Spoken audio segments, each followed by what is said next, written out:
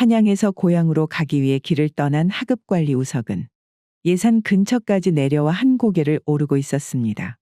그날 아침은 초겨울치고도 햇살이 따사롭고 바람이 온화해 우석은 가벼운 마음으로 고개를 넘고 있었지요. 하지만 날씨는 갑작스럽게 돌변했는데요.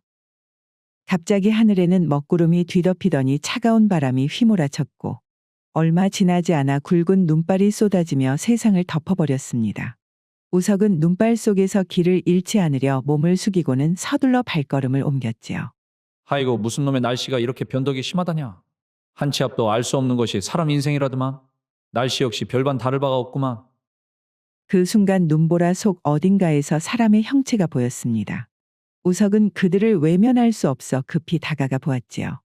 그곳에서는 초라한 옷차림의 남자가 온몸이 얼어붙은 듯한 모습이었고 그의 부인으로 보이는 여인도 피를 흘린 채 눈 속에서 아이를 안으며 떨고 있었는데요. 오메. 이 험한 눈 속에서 도대체 무슨 일이요? 제가 흥섭이라는 선비인디. 우리 마누라가 진통을 시작해서 내 처가로 같이 가던 중이었는데 그만. 가는 도중에 아기가 나오고 말았습니다요. 마누라가 아이를 낳느라 힘을 다 써버렸는지 도저히 일어서지를 못하는구만이라. 그 순간 여인의 품에서 아기가 울음을 터뜨렸습니다. 우석이 아이의 울음소리를 듣자 혼미한 상황에서도 정신이 번쩍 드는 기분이었지요. 여기서 계속 지체하다가는 세 분 모두 얼어 죽을 판이요. 빨리 인가를 찾아야 목숨을 부지할 수 있겠구만요. 그리하여 우석은 그 선비와 함께 여인을 부축하여 눈이 덮인 고개를 조심스럽게 내려가기 시작했습니다. 눈발이 얼굴을 때리고 발은 자꾸만 미끄러졌지만 그들은 멈추지 않고 불빛을 찾아 걸었고 마침내 멀리서 어렴풋이 인가의 불빛을 발견할 수가 있었지요. 그들은 눈길을 헤치며 가까스로 초가집에 도착하자마자 살려달라고 소리를 쳤습니다. 그 소리를 듣고는 깜짝 놀라며 집주인이 뛰어나왔지요. 이분이 방금 아기를 낳았구만요. 이들을 살려야 하니 방에 불을 지펴서 따뜻하게 해주시고 미역이나 다른 국을 끓일 것이 있으면 국도 좀 준비해 주시겠습니까? 돈이라면 제가 얼마든지 드릴 테니까 빨리 좀 부탁드리겠습니다. 한시가 급한 상황이구만요. 오메, 이 날씨에 이것이 큰일이구만. 얼른 방 안으로 드시라니께요. 집주인은 그 말을 듣자마자 상황을 이해한 듯이 재빠르게 집 안으로 들어가 불을 지피고 그들을 방으로 안내했습니다. 따뜻한 방 안에 들어서자 흥섭의 아내는 그제서야 긴장이 풀린 듯 눈을 감았지요. 하이고 마누라. 참말로 고생 많았구만 그려. 이제 다 괜찮아 질거니께 조금만 더 참으시오. 산모는 미소를 지으며 힘겹게 고개를 끄덕였습니다. 그리고 그 모습을 본 우석 역시도 마침내 마음을 놓으며 방 한구석에서 몸을 뉘이고는 잠시 눈을 붙였습니다. 그날 밤 밖은 여전히 바람이 거세게 불고 있었지만 방 안은 참으로 따뜻했습니다. 다음 날 아침 어제의 눈보라는 거짓말처럼 잦아들었고 하늘은 말끔히 개었습니다.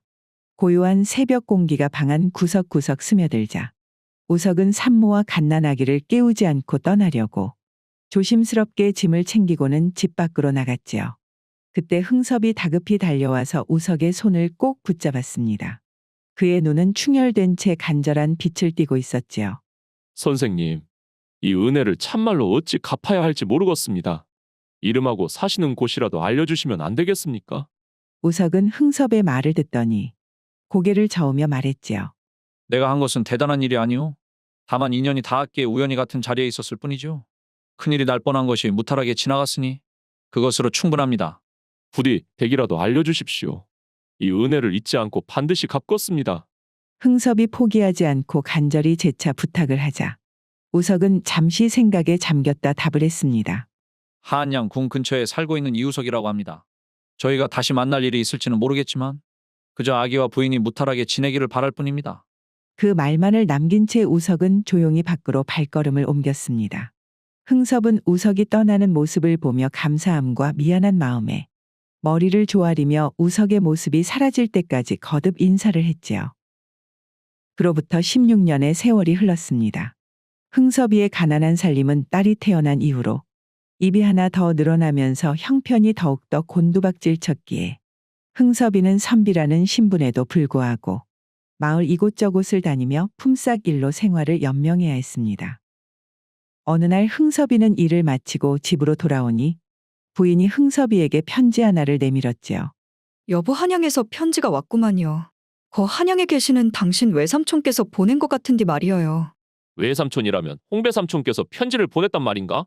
편지를 보낸 사람은 바로 흥섭이의 외삼촌 홍배대감이었습니다. 그는 한양에서 높은 관직을 차지하고 있는 명망 높은 양반이었는데 이렇게 흥섭이를 직접 부른 것은 처음이었지요. 살림이 어렵거든 한양에 있는 우리 집으로 찾아오거라. 내 너가 일을 할 수 있는 곳을 알아봐 주마. 여보, 편지에 뭐라고 쓰여 있던가요? 외삼촌께서 뭐라고 하십니까요? 외삼촌께서 한양으로 오라는구만. 그분의 집에서 지낼 곳도 마련해주고 일할 곳도 찾아준다는데. 그런디 이것이 내 그분을 믿고 찾아가도 되려나 모르겠구만. 여보, 그래도 혹시 이것이 우리한테 주어진 기회일지 또 압니까요? 그려 마누라. 뭐 어찌되었든 누구 하나 기댈 곳 없는 이곳보다야. 그래도 한양이 낫지 않겠는가? 결국 흥섭이는 나주에 있는 조그만 초가집과 살림을 전부 정리하고 아내와 딸 춘심이와 함께 한양으로 떠났습니다. 오랜 시간 동안 가난에 시달렸던 흥섭이에게 이 한양행은 말 그대로 인생의 새로운 시작이었지요. 길고도 지친 여정을 거쳐 도착한 한양. 도시의 번화한 거리와 사람들이 북적이는 풍경은 흥섭이와 그의 아내에게 낯설고도 두렵게 다가왔습니다.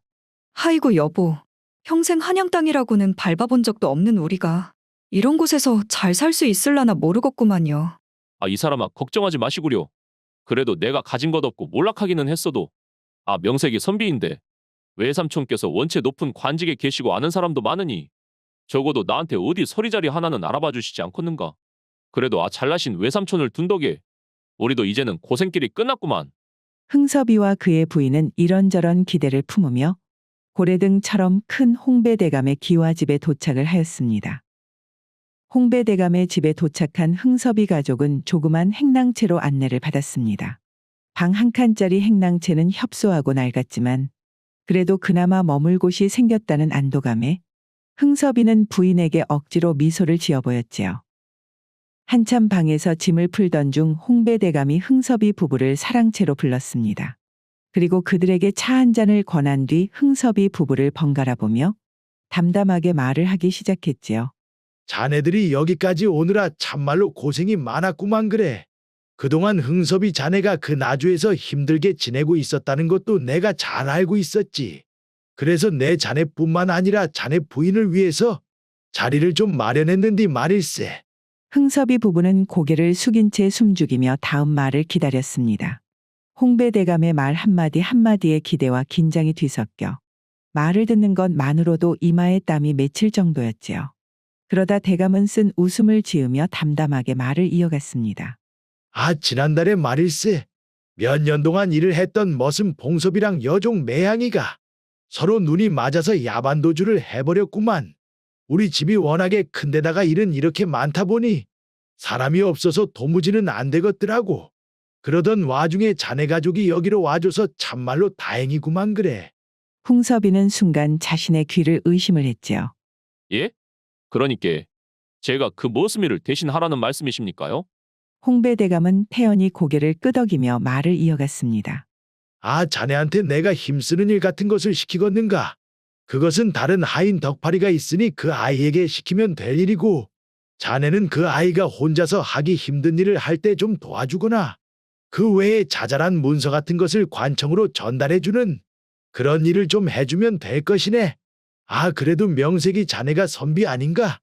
흥섭이는 입술을 굳게 깨물었습니다. 결국에는 자신에게 머슴이를 대신 하라는 것이나 마찬가지였기 때문이었지요. 홍배대감은 그런 흥섭이의 마음을 아는지 모르는지 태연하게 계속해서 말을 이어갔습니다. 자네 부인도 할 일이 있구만. 자네 가족이 이 집에서 지내려면 자네 부인도 행랑 어멈 노릇을 하며 부엌일도 보고 집안 청소도 좀 도와서 한 사람분의 몫을 해야 하지 않겠는가? 내 원래 자네 딸 춘심이까지 여종일을 시키려 했지만 같이 부모된 입장에서 특별히 그 아이는 무료로 머물도록 허락해 주겠네. 흥섭이는 가슴이 무너져 내리는 것을 느꼈습니다. 머슴이를 대신 하라니. 선비 체면에 도대체 이것이 무슨 꼴이란 말인가? 그는 분노와 절망이 치밀어 올랐으나 이미 나주에 있던 집도 모두 처분해버린 마당에 이제는 갈 곳이 없다는 것을 너무나 잘 알았지요. 흥섭이는 이를 악물고 무거운 목소리로 말을 했습니다. 알겠습니다요. 삼촌, 제가 최선을 다해서 일을 하겠습니다. 그래야지. 한양에서 제 식구 건사하면서 살아남으려면 이런 일쯤은 참아야지. 아, 그래도 이것이 나주에서 생판 모르는 다른 사람들을 위해 품삯 일을 하는 것보다야 가족을 위해서 일을 하는 것이 훨씬 더 보람차지 않겠는가? 그 말을 끝내고 홍배대감은 하인을 불러 두 사람을 다시 행랑채로 돌려보냈습니다. 행랑채로 돌아와 작은 방에 짐을 마저 풀며 흥섭의 부인이 흥섭이에게 조심스레 달래듯이 말을 건넸지요. 서방님 괜찮겠어요? 여기 온다고 그래도 기대를 많이 하신 걸로 아는데. 그래도 너무 상심하지 마시구려. 우리가 여기에서 열심히 일을 하다 보면 그래도 대감님이 당신 외삼촌인데 언젠가 좋은 날이 오지 않겠습니까? 하이고 가족이고 뭐시고 이 고래등 같은 기와집이 괜히 세워진 게 아니구만. 이렇게 사람을 잘 이용해 먹을 줄 알아야 부자가 되는 것이겠지. 그날 밤 행랑채에서 흥섭이는 부인에게 아무 말도 하지 않은 채 그저 침묵 속에서 눈을 감고 잠이 들었습니다. 다음 날부터 흥섭이의 고단한 순환 시대가 시작되었습니다. 홍배대감의 심부름은 하루에도 몇 번씩이나 내려졌고 처음 이야기했던 것과는 달리 마당 쓸기, 장작 패기, 심부름까지 여기저기 자빌들은 끊이지를 않았지요. 자네가 우리 집에서 먹고 자는 것만으로도 고마운 줄을 알아야지. 아, 이 한양 땅에서 자네 같은 처지 어딜 가서 이런 좋은 집에 살면서 이만큼 대접을 받겠는가잉? 그 말을 들은 흥섭이는 목이 타들어가는 마음을 겨우 눌렀지요. 그리고 홍배대감은 가족이라는 명목하에 흥섭이에게 품삯도 제대로 주지 않았는데요. 그렇기에 흥섭이의 생활은 오히려 나주에 있을 때보다도 궁핍해져 틈나는 대로 품삯 일을 찾아 헤매어야 할 정도였습니다.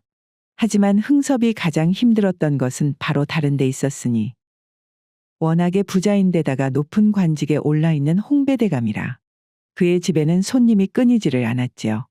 그리고 그런 손님들이 올 때마다 홍배대감은 아, 이 친구 말인가? 이자는 우리 집에서 일하는 머슴이니 신경 쓰지 말고 편하게 놀다 가시게.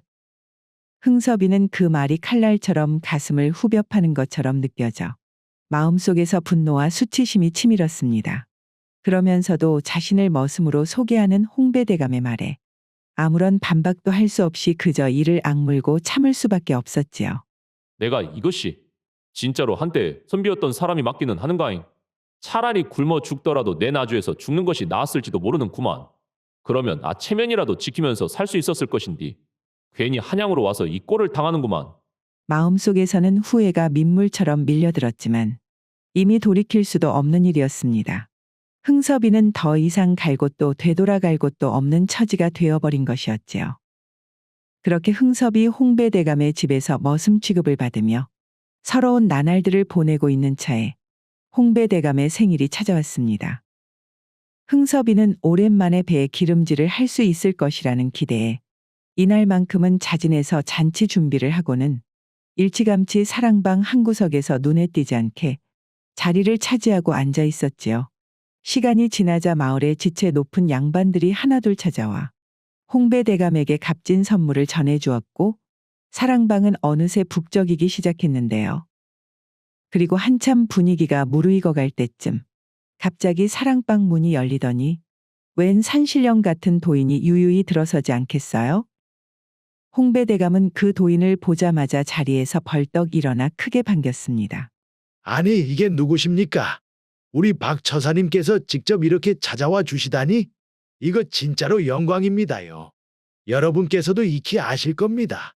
이 어르신은 박 처사님이신데 주역에 능통하고 관상을 보는 눈이 상당한 분이시지요. 이분이 예언한 일들은 번번이 맞아떨어지기로 소문이 자자한 분이시구만이요. 사랑방에 모인 손님들은 박처사의 등장에 반가워하며 웅성거리기 시작했습니다. 아니, 그 박처사님께서 직접 찾아오시다니. 홍배대감님께서 참말로 발이 넓으시구만. 오늘 잘하면 박처사님께서 우리들 관상을 봐주시는 것 아니오. 아이고, 이것이 참말로 귀한 기회인디. 박처사는 모여있는 손님들에게 손을 가볍게 흔들며 겸손하게 웃어 보였지요.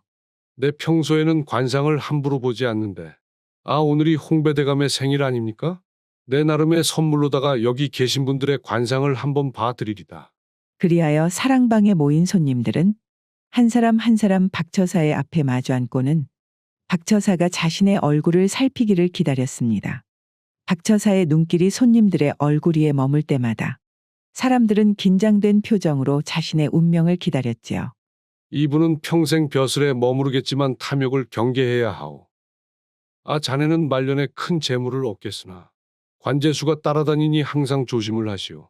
양반들은 고개를 끄덕이며 박처사의 말에 귀를 기울였습니다. 그렇게 한참의 시간 동안 박처사가 방 안에 있는 모든 사람들의 관상을 본 후 그의 시선이 사랑방 구석에 쭈그려 앉아있던 흥섭이에게 닿았는데요. 그 순간 홍배대감은 급히 손사래를 치며 나섰지요. 아이고 처사님, 이자는 굳이 관상을 보실 필요가 없구만이요. 이자가 내 조카이기는 한데 갈 곳이 없어 내가 거두어서 데리고 있는 자입니다요. 보시다시피 자빌이나 하는 머슴 같은 자인데 어디 처사님께서 귀한 눈으로 관상을 볼 이유가 없지 않겠습니까? 홍배대감의 말에 방 안의 양반들은 조용히 피식거리며 흥섭이를 비웃었습니다. 그 소리에 흥섭이는 몸이 더욱더 움츠러드는 듯했고 속으로는 자존심이 무너지는 소리가 들리는 것 같았지요.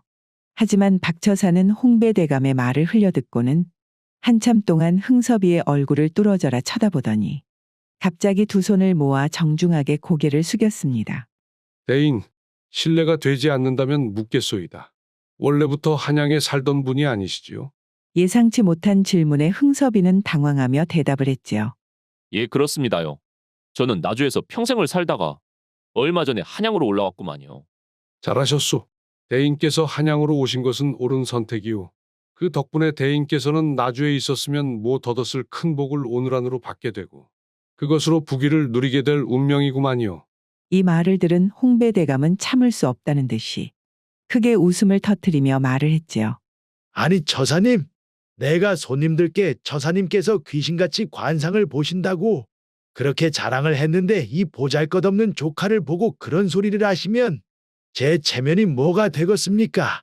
저 꾀죄죄한 놈이 무슨 수로 오늘 안에 큰 복을 받는단 말입니까? 홍배대감이 말을 마치자 사랑방 안은 조롱과 웃음소리로 가득 찼습니다.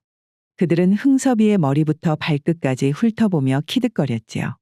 비웃음의 대상이 된 흥섭이는 얼굴이 화끈거려 고개를 들 수가 없었습니다. 이게 대체 무슨 소리란 말인가? 내가 큰 복을 받고 부귀를 누리게 된다니. 저 처사님이 나를 놀리려고 일부러 이런 말을 한단 말인가? 흥섭이는 사랑방 가득 울려 퍼지는 비웃음 소리를 뒤로 한 채 슬그머니 자리에서 일어났습니다. 그는 조용히 발걸음을 옮겨서 대문을 열고 나서니 찬바람이 그의 볼을 스쳐갔지요. 가슴 속에는 수치와 분노가 얽히고 설켜 목구멍까지 차올랐지만 말 한마디 하지 못한 채 홍배대감의 집을 등질 수밖에 없었지요. 흥섭이의 발길은 자연스레 마을 외곽 주막으로 향했습니다. 주모는 그를 보자마자 면박을 주기 시작했는데요. 아니 흥섭 씨, 외상값은 도대체 언제나 갚으시려고 그러십니까? 이래 미루다가는 올해를 넘기겠구만 참말로.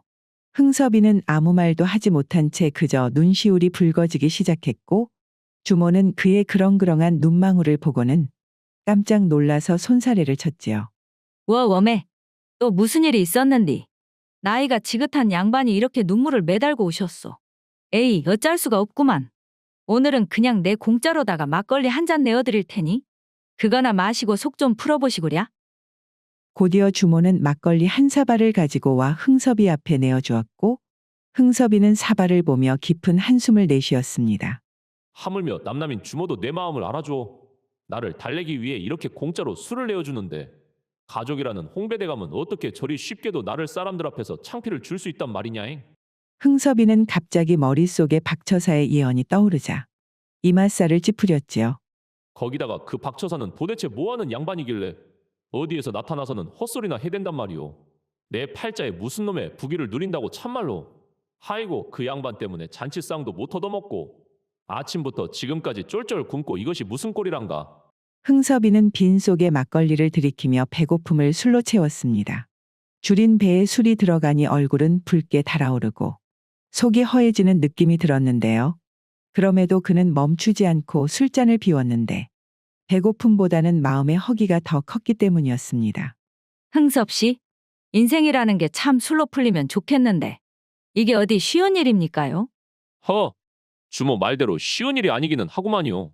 속상한 일이 있더라도 우리 같은 사람이야. 오늘도 이렇게 하루를 넘기고 내일도 그저 버텨야 할 뿐이지. 주모, 참말로 오늘은 고맙구만요. 흥섭이는 술기운에 거나하게 취한 채 비틀거리며 집으로 돌아왔습니다. 그가 행랑채 문을 열고 들어서자 그를 기다리던 그의 부인은 두 눈을 반짝이며 달려나왔지요. 여보, 우리 춘심이가 말이요. 왕비가 된답니다, 왕비가요. 흥섭이는 술기운에 멍한 얼굴로 그녀를 바라보며 고개를 갸웃거렸습니다. 이 마누라가 지금 도대체 무슨 소리를 하는 것이오? 우리 춘심이가 왕비가 된다니. 술을 마신 것은 난디 자네가 술 취한 소리를 하면 어쩌자는 것인가 지금? 그것이 말이어요. 왕후께서 서거하시고 임금님께서 새로운 국모를 찾고 계셨다는구만요. 그런데 우리 춘심이가 성문 앞을 지나가다가 궁궐 사람들의 눈에 딱 띄었다고 안 그럽니까요? 그래서 그것이 어찌 되었다는 것이오? 아, 임금님께서 춘심이를 직접 보시고 고르셨다고 하는구만요. 다행히 우리 집안이 선비 집안이라 춘심이가 선택될 수 있었다고 하구만요. 도대체 이것이 꿈이 아니면 뭐란 말이오? 뭐라고 그것이 참말이란 말이오, 부인? 그게 말이나 되는 일이오? 흥섭이는 바닥에 주저앉은 채 두 손으로 얼굴을 감싸 쥐었습니다. 아무리 생각해도 믿기지 않는 일이었지요. 그의 머릿속에서는 16년 전 고갯길의 눈보라 속에서 태어난 춘심이의 모습이 떠올랐습니다. 시간이 흘러 춘심이는 남다른 미모와 기품을 지닌 여성으로 자랐는데요. 그녀는 단순히 아름답기만 한 것이 아닌 어딘가 독특한 분위기를 풍기며 보는 이로 하여금 눈을 떼지 못하게 만드는 매력을 지니고 있었지요. 그는 순간 박처사의 말이 떠올라 숨을 삼켰습니다. 오늘 안에 큰 복이 들어온다 했던 그 말이 설마 이 일이었단 말인가잉? 그때 박처사가 말한 부귀를 누린다는 예언이 거짓이 아니었구만 참말로. 머슴 같은 신세에서 하루아침에 임금의 장인이라니. 도대체 이것이 무슨 조화란 말이냐잉? 흥섭이는 이제야 비로소 그동안 받았던 모든 조롱과 비웃음이 한순간에 뒤집힐 것이 피부로 느껴졌지요. 이후 춘심이가 왕비로 간택되었다는 소식은 순식간에 한양과 마을을 뒤덮었는데요. 그리하여 흥섭이가 사는 행랑채 앞은 하루아침에 문전성시를 이루기 시작했지요. 홍배 대감을 포함하여 생일날 흥섭이를 비웃던 모든 사람들이 머리를 조아리며 찾아와 모두들 부끄러운 얼굴로 그날의 무례를 사과하며 흥섭이의 용서를 구했습니다. 자네 그래도 말일세. 생각해보면 내 덕분에 이렇게 좋은 일이 생기지 않았는가? 아무렴 내가 자네를 한양으로 부르지 않았으면 자네에게 이런 일도 생기지 않았을 것이네. 흥섭이 아무런 대꾸도 하지 않자 홍배 대감은 자신의 말을 점잖은 충고인 양 이어갔는데요. 무슨 일이 있었건 간에 우리는 가족이 아닌가? 가족끼리는 이런 일로 서운해할 필요가 없는 법이지. 홍배 대감이 말을 이어가는 동안 흥섭이는 그를 쳐다보지도 않고 부인과 함께 말없이 짐을 다 싸고는 서늘한 눈빛으로 집안을 한번 훑어본 뒤 한마디도 남기지 않은 채 대문을 열고 나갔습니다. 홍배 대감은 대문 밖을 뒤따라 나서며 간절한 목소리로 말을 건넸지요. 자네, 정말 이렇게 갈 작정인가? 내가 가족이라고 하지 않았는가? 흥섭이는 잠시 멈칫하더니 차분한 목소리로 말을 남겼습니다. 이제 저를 가족이라 부를 일은 없을 것이오. 부디 남은 여생 잘 사시기를. 흥섭이 홍배 대감의 집을 나선 이후 그는 다시는 홍배 대감의 집을 찾는 일은 없었다고 합니다. 시간이 흘러 후에 왕의 부원군이 된 흥섭이는 어느 날 주막을 찾았습니다. 예전 서러움과 배고픔에 지친 몸을 이끌고 들어가 술 한 잔을 얻어 마시던 바로 그곳이었지요. 웜에 이것이 누구십니까? 내 부원군 나리님이 되셨다는 소리를 듣기는 했는디. 하이고 어떻게 또 이런 누추한 곳까지 찾아오셨습니까?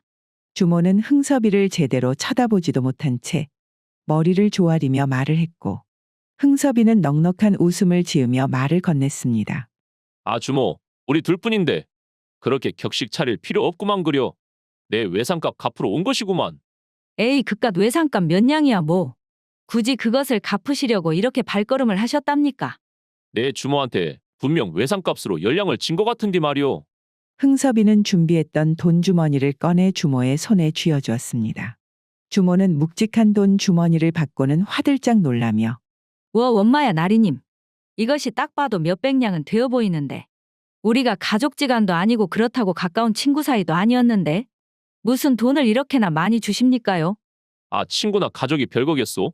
내 인생에서 가장 힘들고 서러운 시기에 주모가 내어준 공짜 술 한 잔이 나를 버티게 했는데 주모가 나를 살핀 그 마음이 바로 친구고 가족이지 않겠는가? 주모는 그 말을 듣고는 눈시울이 붉어졌습니다. 나리님. 저는 나리님께서 원체 힘들어 보였길래 술 한 잔 내어준 것뿐인데. 이렇게까지 갚으시니 내가 더 부끄럽구만요. 흥섭이는 주모의 손을 따뜻하게 잡으며 말을 했지요. 그때 그 한 잔의 술이 내겐 어떤 부귀보다도 귀한 것이었소. 그 마음을 오늘 내가 갚는 것이니 부디 받아주시오 주모. 흥섭이는 주모에게 마지막 인사를 건넨 뒤에 조용히 주막을 나섰습니다. 그가 떠나가는 모습을 보며 주모는 눈가에 맺힌 눈물을 닦으며 한참을 서 있었지요. 주모에게 외상값을 갚고 난 뒤 흥섭이 다음으로 찾아간 곳은 16년 전 눈보라 속에서 자신과 딸을 구해준 은인 이우석의 집이었습니다. 사람들에게 길을 물어가며 우석의 집을 찾던 흥섭이는 마침내 허름한 초가집에 다다랐습니다.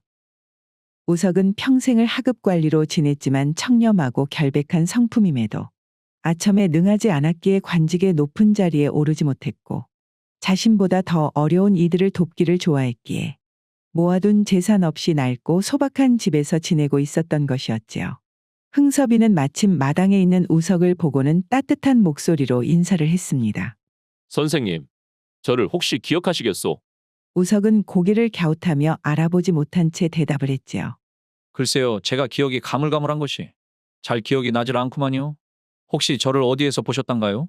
선생님께서는 우리 딸 춘심이의 생명을 구해준 은인이십니다. 흥섭이는 무슨 말인지 도통 모르겠다는 우석에게 16년 전 고개에서 있었던 일부터 그 아이가 자라 왕비가 되었다는 이야기까지 전부 해주었습니다. 우석은 그 말을 듣고는 깜짝 놀라 눈을 크게 뜨고 흥섭이를 바라보았지요. 오메, 부원군 나리. 그때 눈보라 속에서 낳은 그 아이가 왕비가 되었다는 말입니까? 내가 그 아이가 무사히 자랐을지 가끔 궁금하기는 했는데 이것이 참말로 꿈만 같은 일이구만요. 그때 선생님의 도움이 아니었다면 저와 아내는 그 눈보라 속에서 살아남지 못했을 것입니다. 진심으로 감사드립니다요. 우석은 흥섭이의 감사에 손을 내저으며 말했지요. 아이고, 부원군 나리 그런 말씀 마십시오. 양심이 있는 사람이라면 그때 누구라도 그렇게 했을 것이구만요. 내가 한 일은 그저 당연한 일이었을 뿐입니다요. 내가 오래 살다 보니 세상이 그렇게 만만치가 않더구만요. 남을 도우려는 이들은 극히 드물고 말이어요. 그렇기에 선생님 같은 분이 귀한 분 아니겠습니까? 남을 위해 손을 내미는 것이 말처럼 쉬운 일은 아니지요. 저는 임금께 이 모든 일화를 말씀드렸습니다요. 선생님께서 저희 딸과 가족을 구해주지 않으셨더라면 지금의 왕비도 저희 자리도 없었을 것이라고 말이어요.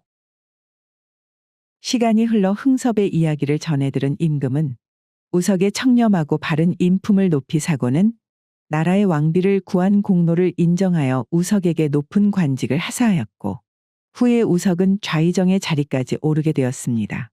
그리고 흥섭이와 우석의 인연은 더욱더 깊어져 이후에도 둘은 계속 서로 왕래를 하며 생을 다하는 날까지 우정을 유지하였다고 합니다.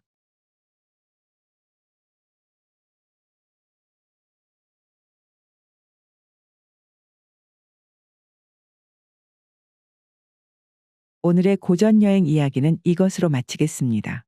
오늘도 부족하지만 긴 영상 봐주신 여러분들께 감사드리며 항상 가정의 평안이 깃들기를 바라겠습니다. 그럼 저는 다음 영상으로 다시 찾아뵙겠습니다. 감사합니다.